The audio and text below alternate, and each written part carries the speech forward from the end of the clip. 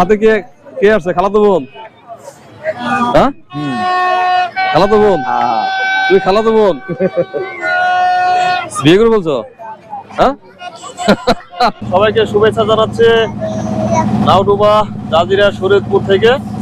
আমি আমার পরিবারের সদস্যদের নিয়ে এই মুহূর্তে অবস্থান করছি পদ্মা নদীতে। আমার পিছনে হয়তো দেখতে পাচ্ছেন স্বপ্নের পদ্মা সেতু। এই পদ্মা সেতুর দুই পাশে বেশ কিছু চর জেগেছে। তো আমরা ঈদের দিন ঘুরতে বের হচ্ছি যে আমরা চরে যাব। আসলে এটা নদীর বুকে চর, এখানে কোনো জনবসতি নেই, মানুষ ঘুরতে আসে এখানে। পদ্মা সেতু আপনারা দেখতে পাচ্ছেন, আর এই পাশে হচ্ছে একটা নতুন চর পড়েছে। সেই চরে আমরা ঈদের ছুটি কাটাতে এসেছি অল্প সময়ের জন্য। নাবিলা, বাবা এদিকে আসো, এদিকে আসো। এ হচ্ছে আমার মেয়ে নাবিলা। তো নাবিলা বেশ কয়েকদিন অসুস্থ ছিল। বলো তোমার কি হয়েছিল? নিউমোনিয়া। নিউমোনিয়া। তো মেয়েটা আসলে নিউমোনিয়া আক্রান্ত, সে বেশ কিছুদিন হসপিটালে ছিল। তো তুমি প্রথম কয়দিন ছিল হসপিটালে? 7 দিন। তারপরে আবার একটু সুস্থ হয়েছিল, আবারও সে হসপিটালে গেছিল, আবার নিউমোনিয়া আক্রান্ত হয়ে। আমরা আসছি কবে বলো? কালকে না, আরো 2 দিন আগে আসছি। আরো 2 দিন আগে। বেশ কিছুদিন ধরে ঝামেলা চলছিল, যে কারণে আমরা ভিডিও করতে পারিনি। তো আজ ঈদের দিন, তো ভাবলাম একটু পরিবার নিয়ে ঘুরি, তো সেই জন্য এখানে আসা। বাবা তুমি কি কক্সবাজার গেছো কখনো? না, এটা কি দেখি? এইটা নতুন কক্সবাজার। ওয়াও। কক্সবাজার এরকম করে না? হ্যাঁ কক্সবাজার এরকম পানি থাকে না? তুমি দেখছো না ভিডিওতে এরকম? হ্যাঁ তো মনে করো আমরা কক্সবাজার আসছি নাকি? হ্যাঁ। আচ্ছা দর্শক, আমার এবং আমার পরিবারের জন্য দোয়া করবেন। আসলে অনেকদিন হয় ভিডিও দিতে পারি না, শুধু এই অসুস্থতা এবং নানা ঝামেলার কারণে। তো এখন থেকে ইনশাল্লাহ নতুন করে সবাই ভিডিও পাবেন। এ হচ্ছে আমার ছেলে নাবিল। তোমার বয়স কত হলো? 9 মতো। 9 মতো। বলো, অনেকদিন পরে ভিডিও করছি, কেমন লাগছে? অনেক ভালো লাগতেছে। এই জায়গাটা কি কক্সবাজারের মতো মনে হয়? একদমই। আচ্ছা, তো আমরা বর্ষাকালে যখন এদিক দিয়ে গেছি তখন তো এখানে অনেক পানি ছিল, হ্যাঁ, কিন্তু এবার কিন্তু পানি পাও নাই। না একটু পানি নাই। তো এবার কি পাইলাম আমরা? বিশাল সুন্দর একটা চর। চর। তো এখানে অনেকে ঘুরতে আসবে, ঘুরতে আসলে ভালো লাগবে, ঠিক না? হুম। আর তোমার শরীরে কি অবস্থা? বেশি ভালো না, এটা হচ্ছে যে ঠান্ডা। শামীম ভাই, হ্যাঁ বলেন কেমন লাগলো? আলহামদুলিল্লাহ। আসলে আল্লাহর এত অপূর্ব লীলাভূমি, এই পদ্মার মাঝখানে দাঁড়িয়ে যে সৌন্দর্য উপভোগ করলাম, এটা সত্যি অকল্পনীয় ছিল আমার জন্য। মানে এখানে দাঁড়িয়ে কথা বলা যাবে, এই যে চরে একদম পুরা চারিদিকে পানি, মাঝখানে একটা দ্বীপের মতো চর। আসলে আমি যদি একটু কক্সবাজার দেখাই। বা সমুদ্র সৈকত ছাড়া এই সুন্দর দৃশ্য বিরল। কিন্তু এই পদ্মার এখন এই মাছ তীরটাই, এই যে সেতু সংলগ্ন এই জায়গাটাই এখন হচ্ছে একদম কক্সবাজারের ফিলটাকে এনে দিচ্ছে। এই যে নৌকায় করে মানুষ আসতেছে সারি সারি। আমরা আজকে ঈদের দিনে সবাই মিলে ঘুরতে এসেছি, আপনারাও আসবেন। যারা এই ভিডিও দেখছেন তাদেরকে বলছি, বিশ্বাস করেন এখানে আসলে আপনি কক্সবাজার সমুদ্র সৈকতে যারা গেছেন হয়তো বারবার এখানেই ফিরে আসবেন, বলবেন যে আমার পদ্মার তীর, পদ্মার মাঝখানে পদ্মার যে অপূর্ব সৌন্দর্য, এটা উপভোগ করার জন্য আপনাকে আসতেই হবে। সরি, একটু ঠিকানা বলেন, মানুষ যদি ঢাকা থেকে আসে। হ্যাঁ, অনেকে এটা হলো জাজিরা শরীয়তপুরের মধ্যে সৌন্দর্য ঘোরার।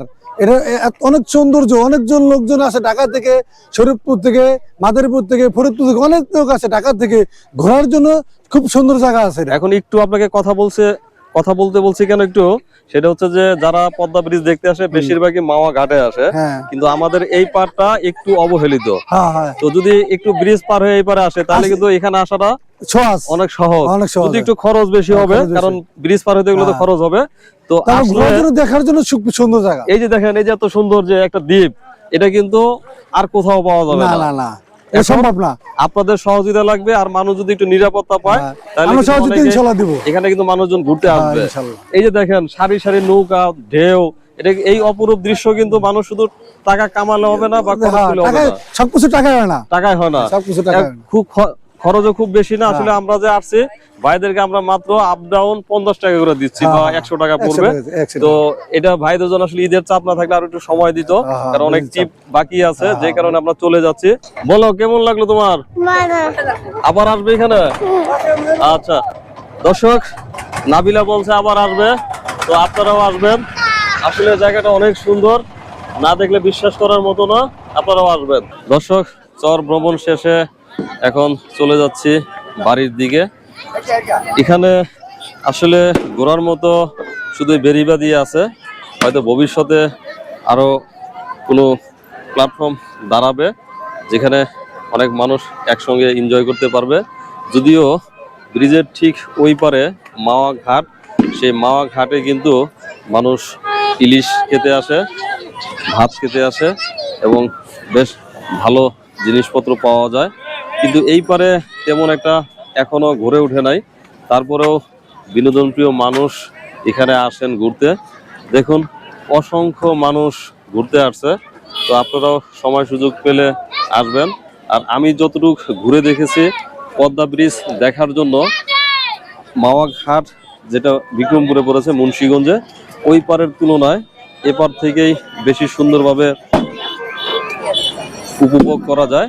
সেটা হচ্ছে যে ওই পারে ব্রিজের এত কাছে যাওয়া যায় না, কিন্তু এই পারে আপনি একদম ব্রিজকে বেস করে ছবি তুলতে পারবেন, ভিডিও করতে পারবেন, কিংবা একদম কাছাকাছি থেকে পদ্মা সেতু দেখতে পারবেন।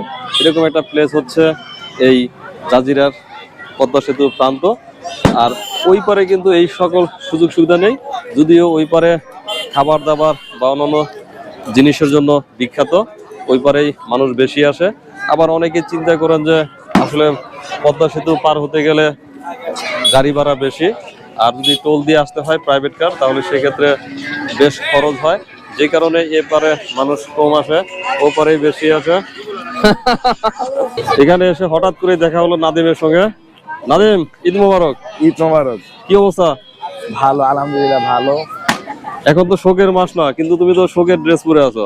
শোকের ড্রেস বলতে পাঞ্জাবি বেলা করলেই শোকের ড্রেস হয়ে যায়। সেম পাঞ্জাবি, ঈদের জন্য পাঞ্জাবি নিয়েছি। এটা কি? আচ্ছা, তো আমি একটা বিষয় আলাপ করছিলাম, মানে এই পারে থেকে পদ্মা সেতু যেভাবে উপভোগ করা যায় সেটা কিন্তু ওই পারে সম্ভব না। না না, ওই পারে সম্ভব। যদিও ওই পারে কিন্তু অনেক কিছুই বেশি আছে এই পারের তুলনায়।